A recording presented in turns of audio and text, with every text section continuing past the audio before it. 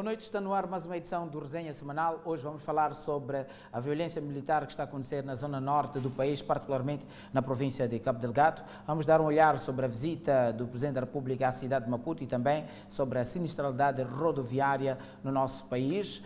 As principais vias do nosso país continuam a ser corredores de morte. Então, estes é que são os três principais temas de análise para a edição de hoje. Temos como comentadores António Muxanga, Rui Janeiro, Miguel Mabote e Mário Dixon, a quem desde já saúdo e desejo votos de ótimo programa. Começando então com a questão da violência militar em Cabo Delgado, qual é a vossa interpretação, qual é a vossa portanto, análise em torno deste assunto bastante sensível que diz respeito à questão relacionada com a segurança do Estado, a integridade do Estado, a soberania, mas também os direitos humanos, porque há pessoas que infelizmente perderam a vida, como também perderam os seus pertences nessas incursões, portanto, de desconhecidos, diga-se em vírgulas altas, que estão de facto a criar terror na província de Cabo Delgado. Como é que olham para este assunto?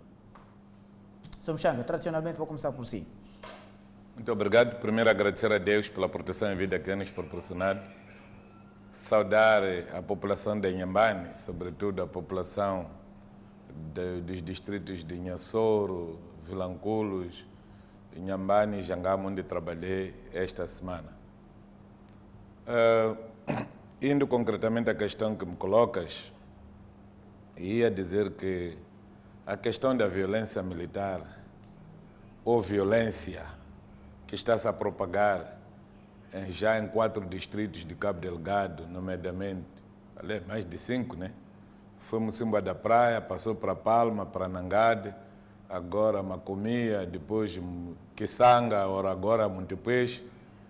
É uma questão que preocupa a qualquer pessoa de bom que vive neste país, ou mesmo quem esteja a ver no exterior. Não se justifica de forma nenhuma que as coisas estejam a acontecer da maneira como estão a acontecer. E não sei efetivamente o que é que deve-se fazer, mas a situação está complicada, a população está desesperada, não há sossego, não há tranquilidade, está-se a semear terror e luto, estão-se a destruir bens, estão-se a queimar residências, estão-se a perder vidas humanas. Só rogo a Deus para que nos ajude a encontrar uma saída airosa, o mais curto espaço de tempo possível, de forma a poupar vidas que neste momento estão a ser cefadas. Exato. Rui Janeiro, como é que olha para esta situação? Primeiro, é preciso tomar em conta que as nossas fronteiras terrestres são porosas e também a nível das nossas fronteiras marítimas são porosas.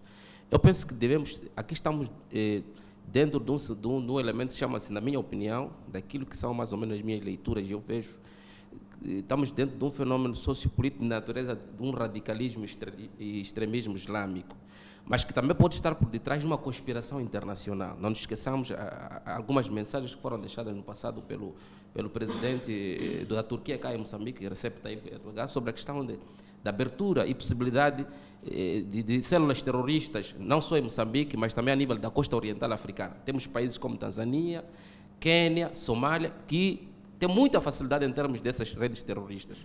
Mas também estamos dentro de um processo também de uma violência. Eu olho isso em vários pontos. Como um dos pontos é o fato de isto aqui pudesse chamar, por exemplo, de um terrorismo de Estado ou terrorismo interno, porque já mostra que terror em relação àquilo que é a capacidade que estes homens usam, não sei se são katana, mas também têm acesso a armas, e isso mostra claramente que não há um controle. Mas também olho num outro ponto, é de que é preciso sofisticar aquilo que é a redefinição do conceito de defesa nacional, mas também de estratégia de segurança nacional. Significa que é preciso sofisticar. Isto passa por estudos. O Estado tem que ter uma capacidade, por exemplo, em termos de forte de estratégia de segurança, para melhorar aquilo que é a sua legitimidade do Estado. Porque, enquanto o Estado for menor capaz, em termos de garantia de segurança, proteção dos cidadãos, terá menor legitimidade e respeito pelos cidadãos. Outro ponto que eu presto atenção em relação a este fenômeno de Cabo Delgado é o fato de que Cabo Delgado não podemos associar, na minha opinião, a células provavelmente terroristas da Renamo, como alguns já vêm dizer por palavra. Porque Cabo Delgado era uma zona com menor penetração da Renamo, na minha opinião, estudos mostram isso, mas podemos associar isto aqui a uma gênese de que células terroristas, como por exemplo, possivelmente Boko Haram, Al-Shabaab estejam a reivindicar um espaço em termos de partilha do poder econômico, porque naquela zona descobriram-se recursos. E partilhar poder econômico tem várias formas. Não nos esqueçamos que o terrorismo se esconde grandemente em locais como mesquitas. E, na minha opinião, eu penso que a investigação ao nível do Estado tem que ser, por exemplo, por formar indivíduos capazes de buscar informação operativa ao nível de assuntos ligados ao terrorismo, que, na minha opinião, eu penso que neste momento está a ser muito fraca em termos de ação do Estado, e de poder também controlar zonas que são objetos estratégicos da ação terrorista. Neste caso temos mesquitas, mas não podem ser só simplesmente mesquitas. Zonas portuárias, portos, porque localizam-se em zonas em que há transporte de armas, há possibilidade de localização em relação a entrepostos comerciais como Quênia, Tanzânia, Somália. Eu penso que, na minha opinião, olho nessa perspectiva aqui, é preciso tomar em conta esses elementos. Exato. Sr. Miguel Babote, qual é a sua análise em relação a este assunto, tendo em conta que no programa passado disse que este grupo que está aqui a terror já existe há um tempo, portanto, na região norte do país, e que existia até, portanto, esconderijos subterrâneos por onde, portanto, esta ação toda pode provavelmente estar a ser, portanto, desenhada? E eu reafirmo isso. Mas deixa-me só agradecer àquele que é o provedor da minha vida, a saúde, que é o Deus Altíssimo. E eu reitero essa minha posição de que esses elementos, desde 2015, já operavam. Só que, porque a Arnamo também estava a atuar, dava-se culpa a Arnamo. A Arnamo também não desmentia, porque queria colher louros de que dessa operatividade. E dizer também que ele acabou dizendo que a Arnamo não teve muita expressão em termos militares naquelas zonas. Sabemos que, podemos falar a título retroativo, que às vezes aconteciam ataques ou matanças, por exemplo, em que Arnamo dizia que não foi ela, o governo também não. A opinião pública questionava, afinal há uma terceira força que não seja Arnamo e o governo. Isso, está registrado isso. Então, era esse grupo. O que eu tenho a dizer aqui, há aquela tática de prender a cabra, por exemplo. Então, você quer prender uma cabra, prende a cria, não é? A cabra não vai para nenhum sítio, mesmo solta. É que em Palma, lá estão aqueles consórcios italiano e americano, a Eni e como a Anadarko. O que está a acontecer na suposta incapacidade de esses grupos atacarem Estados Unidos da América diretamente, eles preferem atacar, portanto, alguns interesses econômicos, está a perceber? Dos Estados Unidos da América, não é? Travar o progresso de alguns empreendimentos econômicos. Então, pode ser um dos casos. Porque, em tempos passados, eles faziam o quê? Atacavam as embaixadas americanas, por exemplo. Não propriamente nos Estados Unidos da América, mas fora do território americano. Então, esta também pode ser uma forma deles quererem, portanto, paralisar o ímpeto desses empreendimentos, analisando assim de forma global. Mas para internizar a questão, eu digo que aquele é um grupo já naturalizado. Quando falamos de um grupo islâmico, podemos entender que é um grupo que vem de fora. Não sei se está a perceber, né? Mas a teoria pode vir de fora, mas é um grupo já naturalizado, porque as pessoas que atuam são naturais daqueles distritos. Houve tempo para eles recrutarem gente, instruir e ensinar as pessoas como devem ser. Agora, o modus operandi, eles já apareceram atacar com armas, não sei se está a perceber, mas agora perceberam que a mobilidade deles não seria tão fácil eles andarem com armas. Agora, quando pega a katana, cruza com alguém, não vou a Machamba. É um instrumento usual naquelas zonas. Quando a pessoa vai a Machamba, pega a katana. Então, é fácil, é difícil você prever que aquela pessoa vai fazer ataques. Eu não vou fazer ataques, vou cortar lenha, vou fazer não sei o quê. É o que está a acontecer. Esses grupos, as pessoas são oriundas, por exemplo, de Nacala, de Nampula, de Montepuez e daquelas zonas também. Nós temos que perceber que aquela transportadora Nagi Investment, não é? Já está proibida de transportar pessoas de Nacala para Cabo Delgado. Nós temos que perceber isso. Porque eles se aproveitavam disso. Ok. Não sei se está a perceber. Exato. Agora, eu volto a chamar a atenção que este grupo tem acampamento subterrâneo Há provas, com geradores. há provas disso. Com geradores de alimentar aqueles acampamentos. Mas há provas disso, Sr. Miguel Babote. Não foram próprios provar. Não foram próprios, pode provar. Exatamente. Ok. Agora, o que eu estou a dizer é assim, eu não posso lançar fome nas pessoas. Uma pessoa do meu calibre, político, social, também a idade, não é? Não posso falar esse tipo de coisas tão irresponsáveis. O que eu estou a dizer é que aquele grupo estava lá desde 2015. Eu posso provar isso. Em acampamentos subterrâneos, Agora é um acampamento subterrâneo. com geradores. Sim, posso descobrir isso.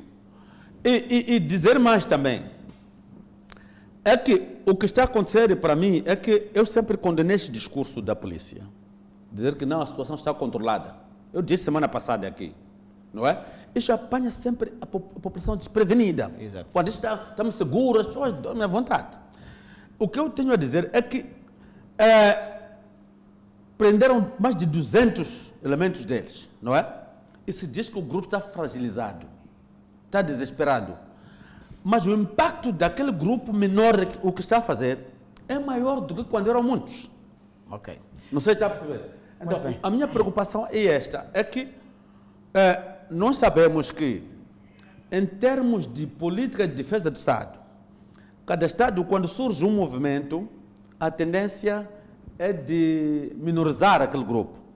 Nós já tivemos a Frelimo como terrorista, por exemplo, que já é um governo.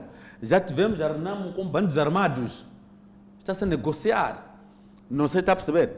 Então, para mim, temos que pegar esta questão, não teorizarmos muito isso. É? Temos que agir. Temos que agir. Ok, muito bem, Sr. Miguel Babote.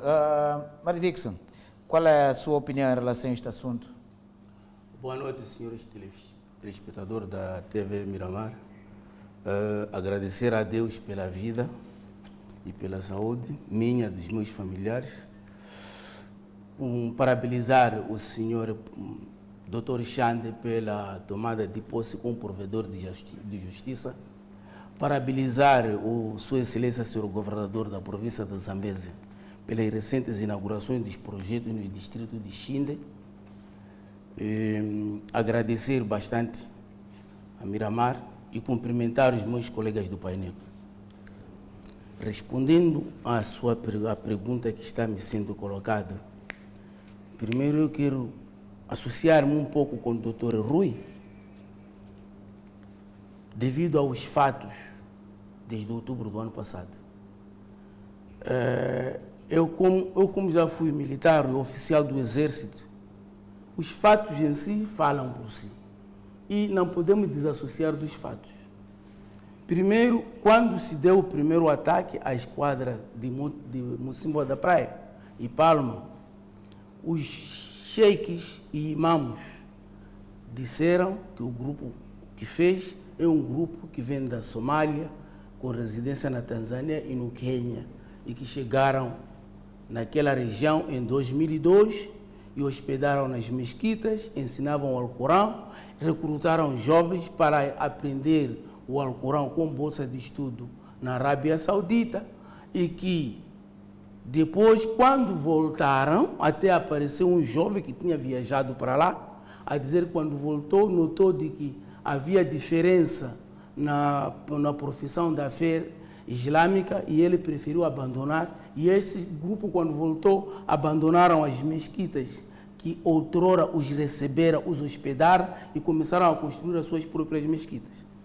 E são fatos. Paralelo a esses fatos também foram apreendidas em Chope, na província de Sofala, veículos trazendo grandes quantidades de jovens que diziam de que iam para a Arábia Saudita ou vinham para Maputo para prender o Alcorão.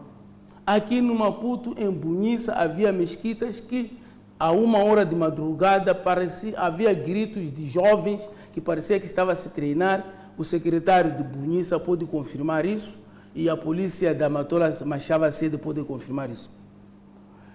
Nós todos podemos confirmar que em 2014 assistimos um movimento estranho de crentes peregrinos islâmicos brancos que circulavam daqui para Maracuene em grupo de 6 ou 8, daqui para Boane, toda a cidade, que a gente não sabia qual era o objetivo deles.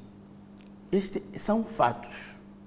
Então, mediante esses fatos, surgiu o ataque de Mocimboa da Praia, que os imãos e xês apontaram. E dos fatos também das operações policiais realizadas naquela região, apareceu um cidadão estrangeiro que foi morto em pleno combate, de raça branca. Então, quer dizer que esse grupo, se é Al-Shabaab, se é Boko Haram, organizou-se, preparou-se e atua em pequenos grupos. O impacto não há na tradição moçambicana, na tradição das tribos moçambicanas, especialmente do norte, a ação de decapitar outro.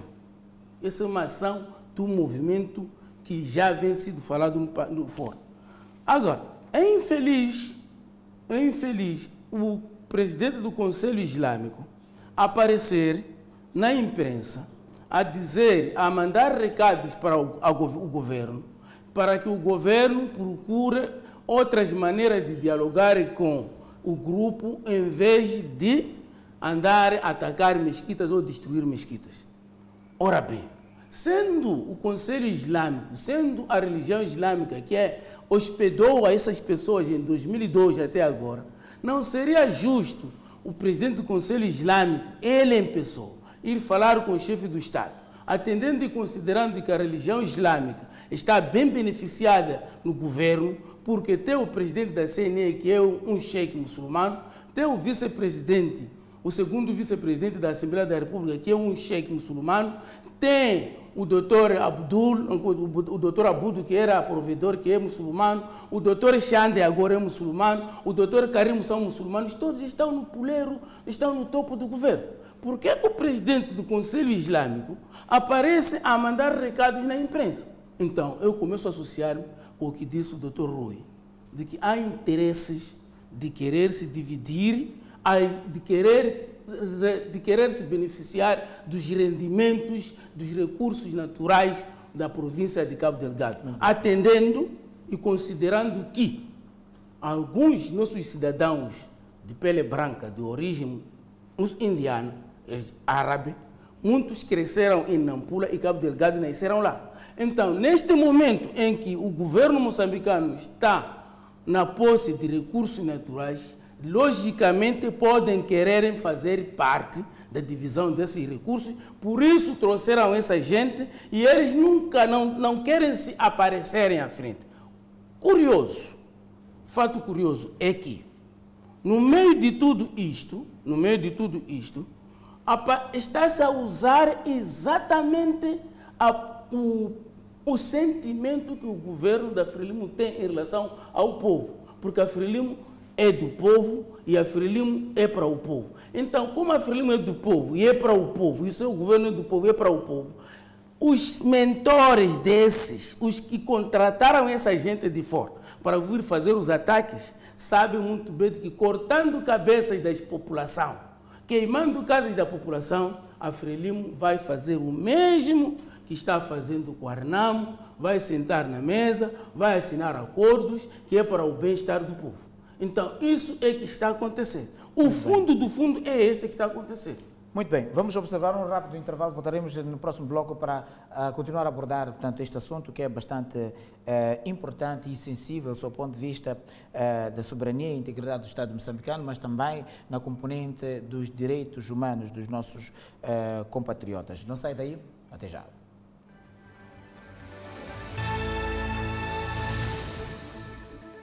Ok, alguns pontos que mereceram, portanto, algum realce nas primeiras intervenções. Falamos aqui praticamente da possibilidade de conspiração, falamos aqui também, conforme disse o Sr. Mabota, este é um grupo já identificado e localizado, segundo ele, há, portanto, como vamos dizer, esconderijos onde este grupo está lá.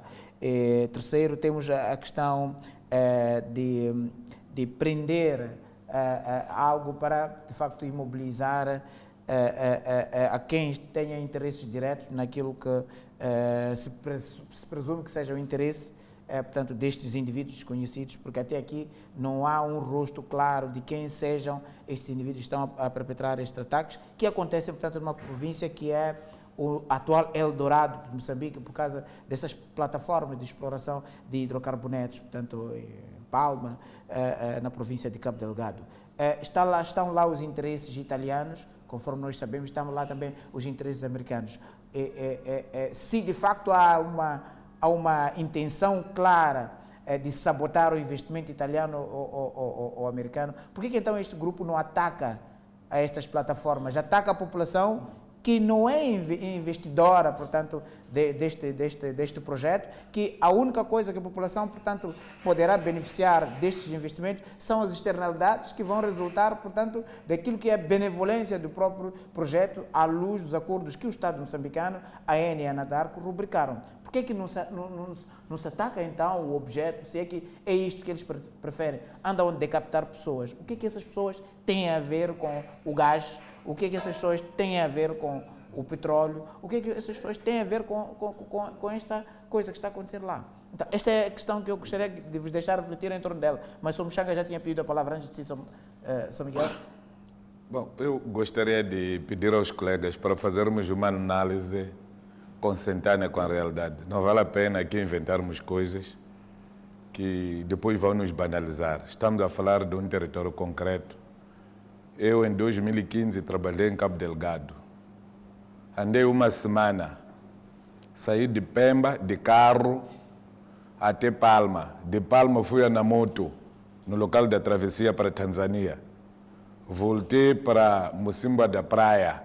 Dormi em Mocimboa da Praia. Conheci o Lumbi.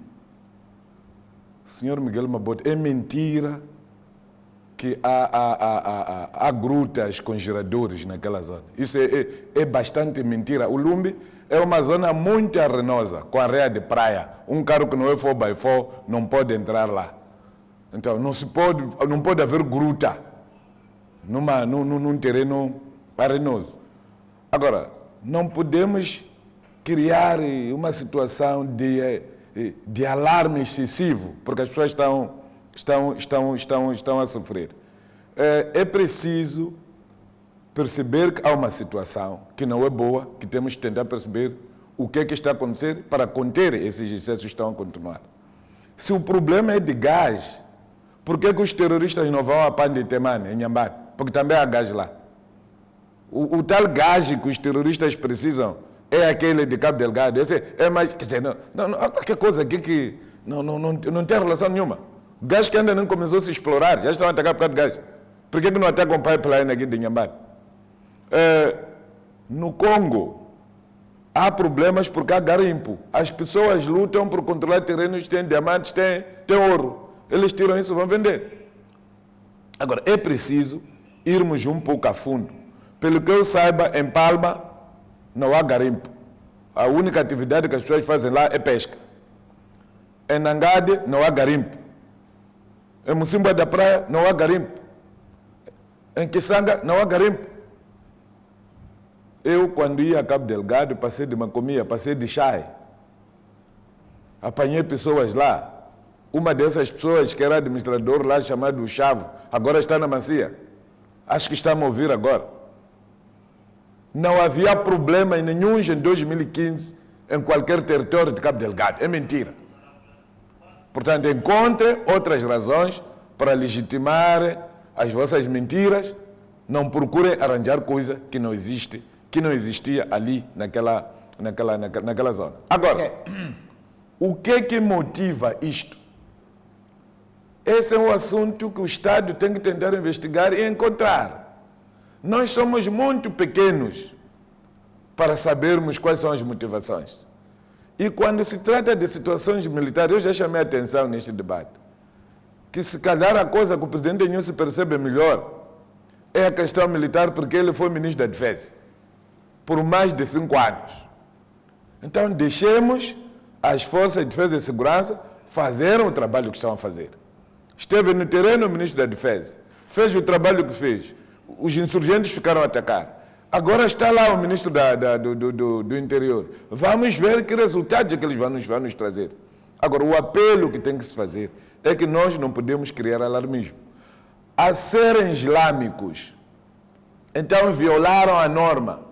Mesmo Bin Laden, que era estúpido, no tempo do Ramadã não atacava. A serem islâmicos aqueles ali, então violaram a norma muçulmana.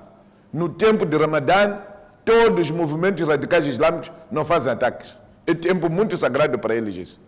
Já apareceram a queimar o Corão na mesquita, apareceram a queimar esteiras, a queimar aqueles panos sagrados. Agora, temos que falar com um bocadinho de... Eu conheço um colégio onde há crianças na Matola, o colégio Hamza. As crianças estão lá, estão a estudar. Não só estão a fazer o Alcorão, como também estão a ter outro tipo de formação. Portanto, não precisamos de generalizar o que efetivamente aconteceu num determinado momento e num determinado lugar. Determinado lugar. Muito bem. Sr. Miguel, quer rebater, portanto, a estas afirmações? Exato. Eu agradeço. Mas é assim, eu não gosto de sofismar, quer dizer, dar argumentos falsos com pintura de verdade. Se vierem te levar aqui não, mas mostrar as grutas, o senhor não vai indicar nenhuma gruta em Cabo Delgado, não vale a pena mentir, Zomabate. Deixa-me falar, então. Deixa-me falar. Não sinta comissão quando eu falo. É melhor não sentir comissão quando eu falo. Agora, o que eu poderia dizer é assim. Primeira coisa, a primeira questão é que nós vamos evitar falar demasiadamente de que essas pessoas foram acolhidas nas mesquitas. Isso por quê? Isso pode criar raiva, não é? De outro cidadão em relação às mesquitas.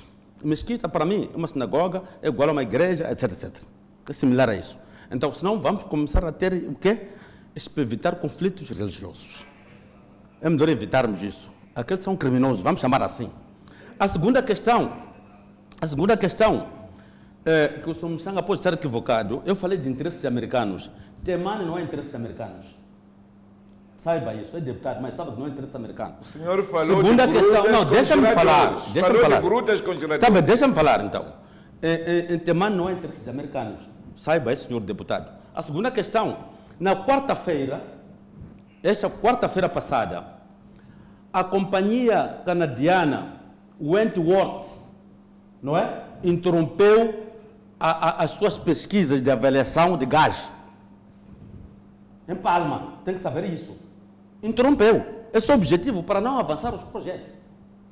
Não pode dizer que paralisou, que interrompeu. Então, o objetivo das pessoas é, de facto, parar este desenvolvimento.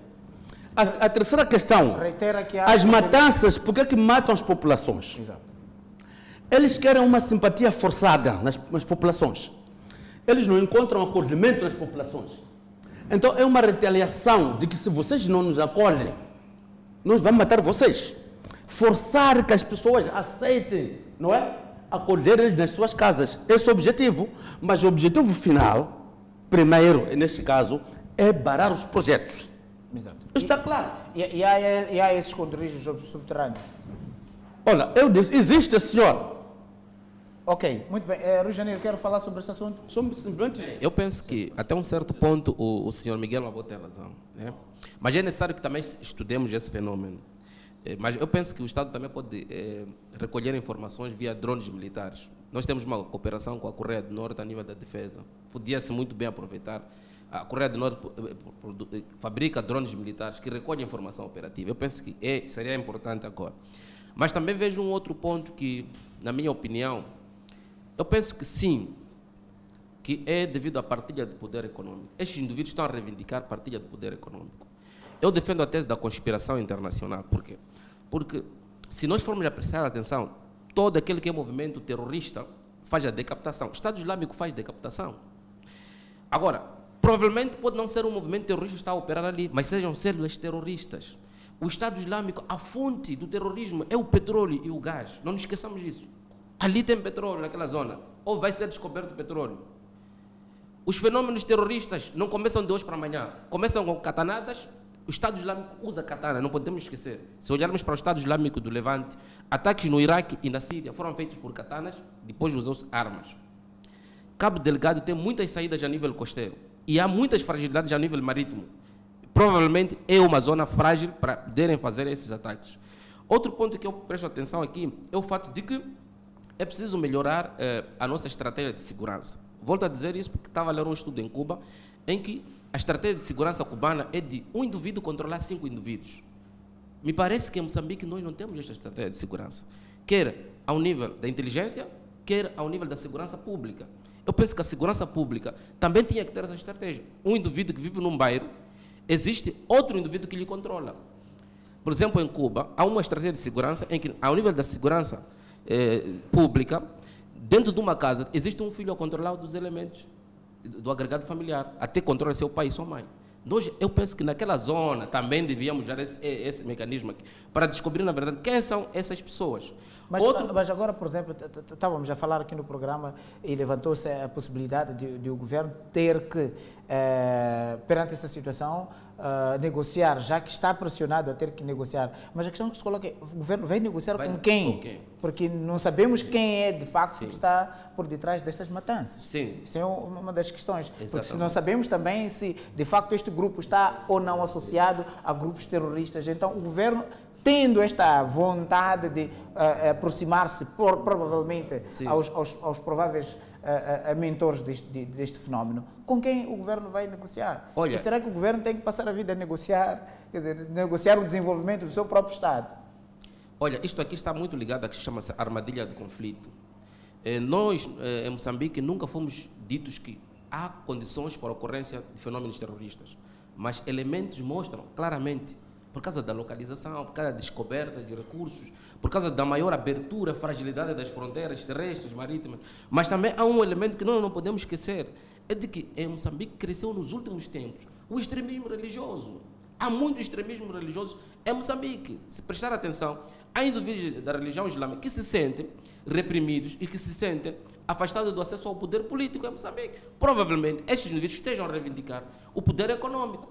Agora, a reivindicação do poder econômico nunca vai ser feita porque é meu período de Ramadã, não pode-se fazer ataques. Não, isso não é verdade.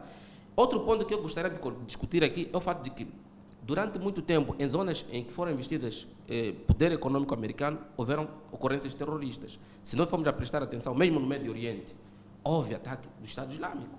Aqui em Moçambique, na minha opinião, eu penso que é o surgimento de células terroristas que têm um apoio, na minha opinião, por certos países que estão a operar movimentos terroristas, como Tanzânia, Somália, Quênia. Agora, é necessário redobrar as estratégias de segurança, é necessário o Estado estudar esse fenômeno, é necessário o Estado formar indivíduos para perceberem fenômenos terroristas, porque o terrorismo é um crime contra a segurança do Estado e é preciso prestar atenção a esse tipo de crime. Agora, também pode acontecer em relação a questões ligadas à questão da sabotagem, espionagem. Mas é preciso que se estude. Muito bem. Samário Dixon, qual é o seu último comentário em relação a esse assunto? Ok, obrigado. Primeiro quero dizer ao pastor Mabote que dizer que não podemos falar do Estado Islâmico, não podemos falar do envolvimento da religião muçulmana, estamos a ignorar os fatos. E costuma-se dizer, contra os fatos não há argumento. Nós não estamos a dizer que o Islão é que está a fazer os ataques. Acabei de dizer de que os imãos e cheques daquela região, em outubro, vieram dizer que receberam as pessoas vieram como alimos, ensinavam o Alcorão, e é por isso que puderam recrutar os jovens e levaram para a Arábia Saudita. Acabei de dizer que um jovem voltou, se puderam voltar para outubro, a encontrar o interlocutor, onde a partir há um jovem que confirmou de que ele foi, mas quando voltou preferiu abandonar o caminho, voltou para a religião dele. Então, os cheques e imãos disseram de que aquele grupo usou as mesquitas, mas já não entrava nas mesquitas e não aceitava conversar. Então, é por aqui que eu digo, por que o presidente do Conselho Islâmico exorta o governo via imprensa para encontrar solução junto com os radicalistas? Se esses radicalistas vieram através da religião que ele é presidente, quer dizer que, então, curiosamente, acabo também associando-me à pergunta do jornalista Martinho, quando diz que o governo vai conversar com quem?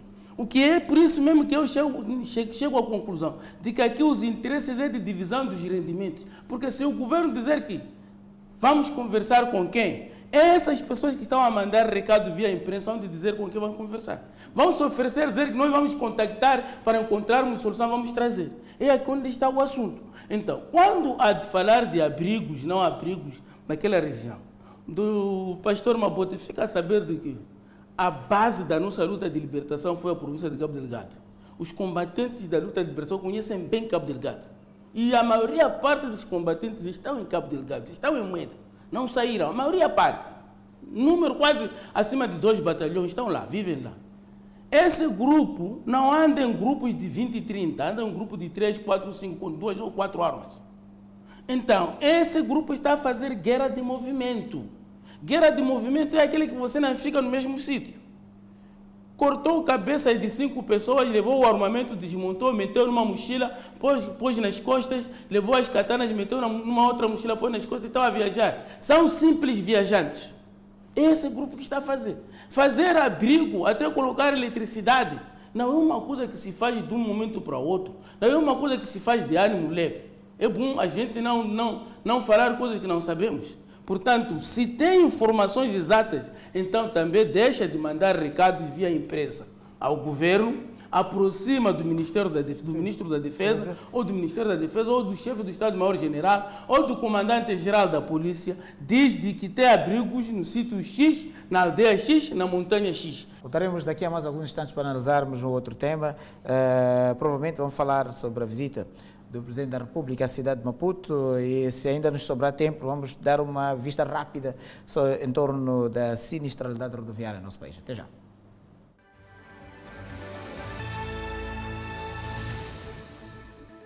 Muito bem, o Presidente da República efetuou esta semana, portanto, a visita à cidade de Maputo, entre várias coisas que Filipe News fez na cidade de Maputo, que passaram pela inauguração de várias infraestruturas, reuniões, etc. O Presidente da República afirmou, quando estava a inaugurar um estabelecimento comercial na capital moçambicana, que Moçambique está de volta. Vamos partir daí. Será que, de facto, estamos de volta ou não? Sr. Mchano. Primeiro quero saudar esta iniciativa de visitar a cidade de Maputo, onde as fragilidades do nosso município ficaram evidentes.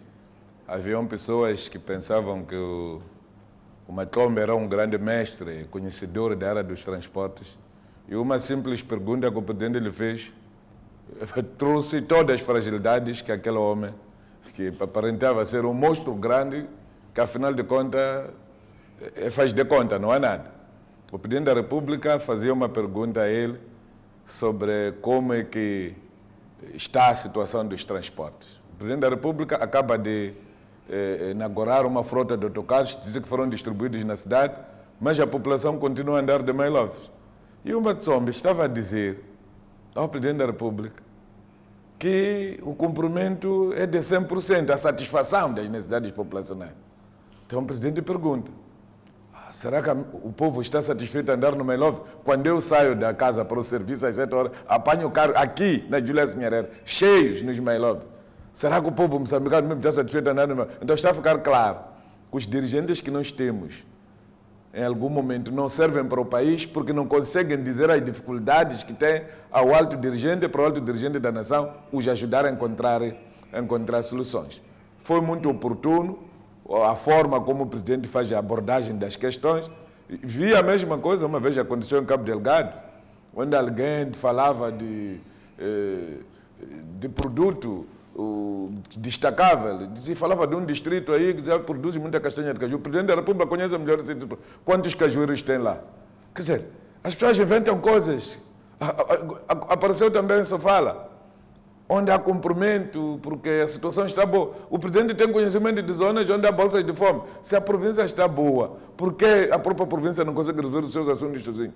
Então, penso que esta visita, em parte, ajudou a despertar muita coisa que anda mal na nossa cidade. Só espero que as próprias brigadas do partido que trabalham na cidade da Matola, da cidade de Maputo, a partir da Brigada Central e Brigada da Comissão Política, sei lá, e saibam dizer a verdade ao chefe de Estado e parem de enganar, parem de dizer viva news, enquanto quando ele vira as costas ficam a dizer abaixa news. Baixar-se algo com bilhares lá, logo fica com algo vivo. Quer dizer, não há pior coisa do que trabalhar com pessoas dessa natureza. Pessoas que parecem estarem contigo quando andam ao contrário de tudo o que você orienta. Rio de Janeiro, como é que olha a visita do Presidente da República? Bem, primeiro saudar o Presidente da República. Segundo, eu penso que o chefe do Estado moçambicano, nos últimos tempos, prestou muita atenção àquilo que chama-se governação estrutural, a questão das infraestruturas, e mostrou que houve inauguração de algumas infraestruturas, e na minha opinião, eu acho que isso é salutar. Diz que em África só pode se construir boa governação transparente se houver melhorias nas infraestruturas. E mostrou claramente que o chefe do Estado moçambicano está a trabalhar em relação à questão das infraestruturas. Mas não nos esqueçamos que esta visita do Presidente da República também, como estudioso de ciência política, eu vejo também que é um tempo de mobilização partidária, não podemos esquecer isso. Eu penso que esta visita à cidade de Maputo também serve para a Filipe News fazer aliança partidária com aquilo que é a elite partidária da própria Frelimo e se organizar melhor para os pleitos eleitorais, sobretudo as eleições autárquicas. Mas também vejo um outro ponto, é o fato de que é um momento também que ele devia interagir com a população na colocação das questões sobre se a população está satisfeita ou não com a gestão municipal da autarquia de Maputo ou ao nível de toda a província. E, na minha opinião, iam-se levantar questões com respostas claras da população. E essas perguntas que a população havia de colocar, ou o Presidente ia colocar, as respostas deviam lhe servir para fazer uma avaliação em termos daquilo que chama-se monitoria da governação, acompanhar a sua governação ao nível do município e acompanhar a governação ao nível da província. Eu penso que, quanto a isto, o Presidente não colocou. Outro ponto, na minha opinião, eu penso que é uma grande fragilidade também na governação de Filipe News, que ele também tinha que deixar de chamar presidência aberta e passar a chamar governação aberta e inclusiva. Na minha opinião, no próximo mandato, o chefe do Estado moçambicano tinha que mudar esse conceito de presidência aberta e passar a chamar governação aberta, inclusiva e participativa. Por quê? Porque uma governação aberta, inclusiva e participativa, ela é de chefe do Estado questionar a população sobre a satisfação daquilo que é a provisão de bens e serviços públicos ao nível de uma província ou ao nível do município. Não aconteceu na visita de Filipe News. Ele tem que interagir com a massa popular, não interagir com a aliança partidária da Frelimo, tem que interagir, na minha opinião, com os grupos da sociedade civil. E houve um certo grupo da sociedade civil, mas ainda há uma grande fragilidade. Verdade. Outro ponto que queria terminar é o fato de que, durante muito tempo, ao nível da cidade de Maputo, o número de problemas aumentou. Não é só a questão do transporte, é preciso colocar a questão também do lixo. Tem que se colocar também o problema da criminalidade. Qual é a estratégia que o município e a província de Maputo, junto com a segurança, estão a preparar sobre a questão da criminalidade? Ao nível da cidade de Maputo, ao nível da província de Maputo, nasceram muitas barracas. A existência de barracas é diretamente proporcional ao número de criminalidade. Aumenta a criminalidade. Porque os criminosos preparam a sua estratégia nas barracas. Então, é preciso que também, na minha opinião, devia-se prestar atenção a esse ponto. Muito bem. Miguel Maputo, rapidamente, como é que olha a visita do Presidente da República? Bom, primeiro, eu admiro o caráter do Presidente da República, não é? Num momento como este, em que ele está a lidar com vários dossiês, não é? Era suposto que ele aparecesse assim muito acanhado, muito desencorajado. Não sei se está a perceber. Mas ele aparece como se de nada estivesse a acontecer. Quer dizer, cada dossiê ele pega com o devido mérito, com o devido tratamento. E acompanhei, de facto, através da imprensa, aquelas vezes que fez Sofala, Nampula, etc., não é? Ele faz com todo vigor, não é? E sem aparentar que algo lhe inquieta. Quer dizer, esse é um bom marinheiro para mim.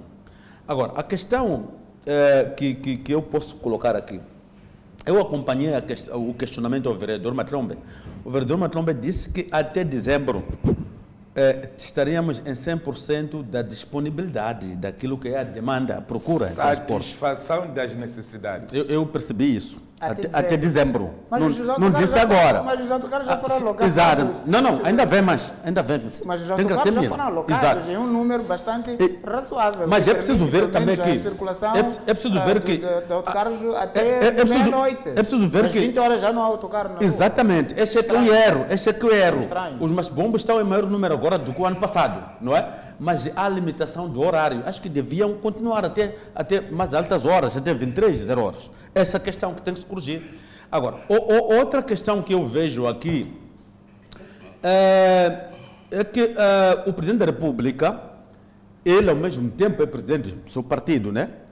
Já no limiar, no precipício, portanto, das autarquias, ele tem que avaliar qual é o desempenho do seu governo ao nível central, até também ao nível local. Exato. Isso é óbvio que tem que fazer e tirar algumas ilações.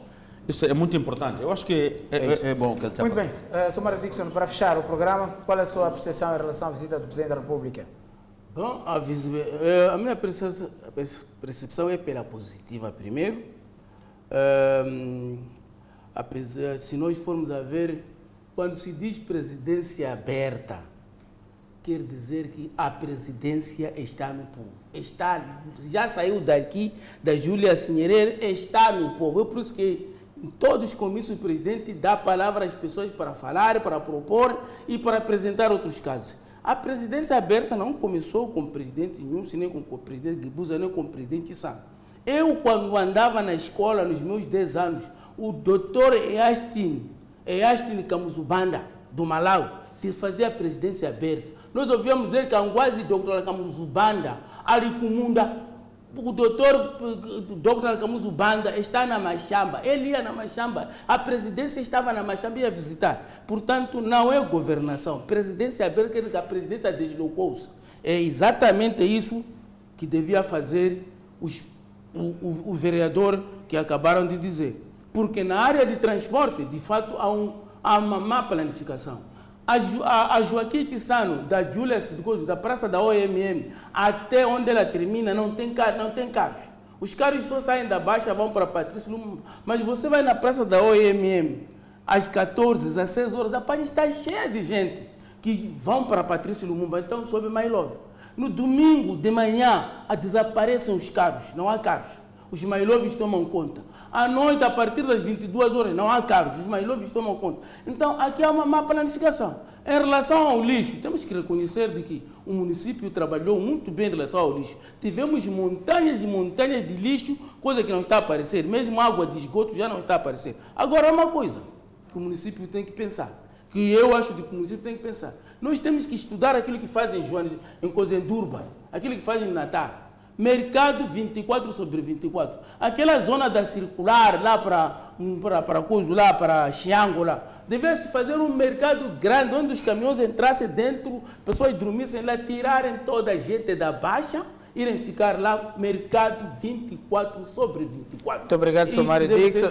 A circular nem sequer ainda não está problema de uma iluminada. Até andar à noite. Deixou crianças serem atropeladas para depois da população começar a manifestar. É quando chega lá tem solução para colocar ponto. Que raio de dirigente é este? Tinham que morrer quantas crianças? O povo tinha que se revoltar contra o governo para o vereador de transporte saber que à frente de uma escola tem que se colocar ponto.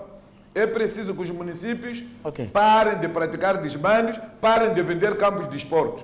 O campo do Cial fomento próximo da casa Muito de Estado. obrigado. Está a ser vendido. Estamos no ponto final do nosso programa. Está a ser Vamos vendido. falar na forma Será que tem que ser o presidente adequado que tem de mandar devolver o campo ao povo?